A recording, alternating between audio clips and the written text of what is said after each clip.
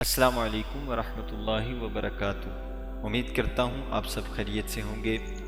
محترم عزیز بھائیوں، بنی اسرائیل میں دو بھائی تھے جن میں ایک مسلمان اور ایک کافر تھا، اور تھے دونوں دریا کے شکاری، یعنی مچھلیوں کا شکار کرنے والے۔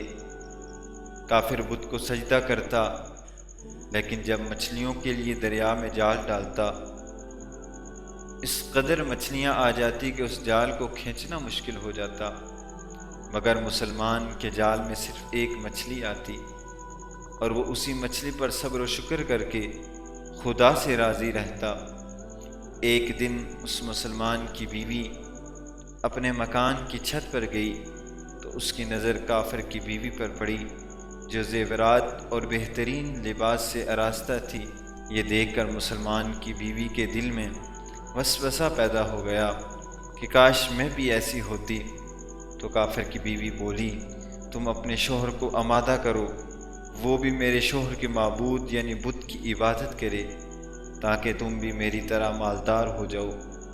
یہ سن کر مسلمان کی بیوی غمزدہ ہو کر نیچے آئی، اور جب اس کا شوہر گھر آیا، بیوی کا حال دیکھ کر دریافت کیا، آخر کیا بات ہے کہ جس کی وجہ سے تم پریشان نظر آ رہی ہو؟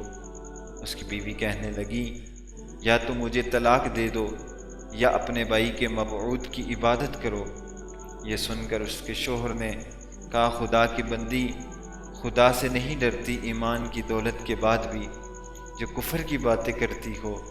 عورت بولی، مجھ سے زیادہ باتیں نہ بناؤ، میں تنگی اور پوجی سے نہیں رہ سکتی، جبکہ دوسری عورتیں خصوصاً تیری بھائی کی بیوی کو میں دیکھ رہی ہوں کہ وہ زیادہ زیورات سے آراستہ رہتی ہیں، عمدہ لباس سے آراستہ رہتی ہیں۔ جب اس مرد مومن نے دیکھا عورت ضد پر اتر آئی ہے، اس نے عورت کو تسلی دی، اچھا گھبرانے کی ضرورت نہیں، کل سے میں مزدوروں اور کاریگروں کے ساتھ جاؤں گا اور محنت کر کے تمہیں 2 درہم دیتا رہوں گا، تم ان میں سے اپنی حالت ٹھیک کر لینا۔ یہ سن کر عورت کو تسلی ہوئی اور اس نے تسکین حاصل کی۔ صبح ہوئی تو وہ مرد مومن مزدوری کے لیے نکل گیا، لیکن اسے مزدوری نہیں ملی۔ پورا دن گھومتا رہا، کسی نے اس کا جواب نہ دیا۔ وہ مایوس ہو کر دریا کے کنارے پہنچا، شام تک اللہ کی عبادت کرتا رہا۔ شام کو گھر آیا، بیوی نے سوال کیا، تم کہاں تھے؟ تو اس نے کہا کہ میں بادشاہ کے ہاں کام پر تھا۔ بیوی نے پوچھا، بادشاہ تمہیں کیا دے گا؟ تو اس نے جواب دیا، میرا بادشاہ بہت کریم ہے، اس کے خزانے مال و دولت سے بھرے ہوئے ہیں، وہ مجھے وہ دے گا جو میں چاہوں گا۔ وہ اسی طرح اللہ کی عبادت میں مشغول رہا۔ جب 30ویں رات ہوئی، 29 دن وہ کام کرتا رہا، یعنی اللہ کے ہاں عبادت کے اندر مشغول رہا۔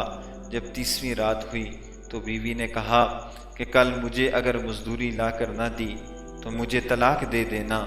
یہ سن کر اسے تھوڑی پریشانی لاحق ہوئی۔ 30ویں صبح وہ ایک کافر کے پاس گیا اور کہا، مجھے مزدوری پر رکھ لو۔ تو اس نے کہا، ہاں رکھ لوں گا، لیکن میرے پاس کھانے کے لیے کچھ نہیں ہے، کچھ رقم مل جایا کرے گی۔